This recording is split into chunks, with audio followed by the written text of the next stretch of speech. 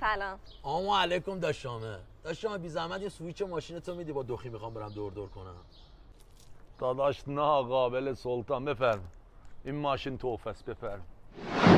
تا صبح پول هست ها. غمت نباشه. داشامه با مشید عشقم دارم میرم کافه. یه پول داری به داداش بدی؟ مشتی این حرفات چیه؟ ولش کن بیا.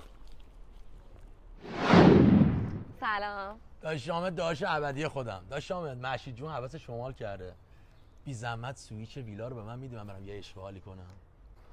سوئیس نیست داداش کلیده. برو خوش باش.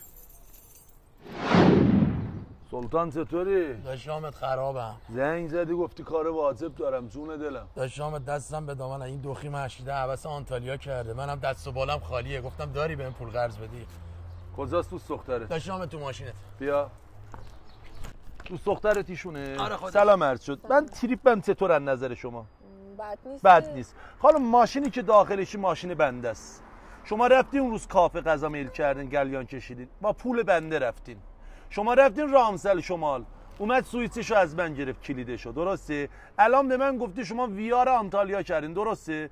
به نظر شما ما اینجا خوب نیست که برداریم واسطه رو حذف کنیم رسیدن محصول از دست تولید کننده به دست مصرف کننده بهتر نیست؟ آره به نظرم اینجا خیلی بهتره. داداش خداحافظ نوکرت.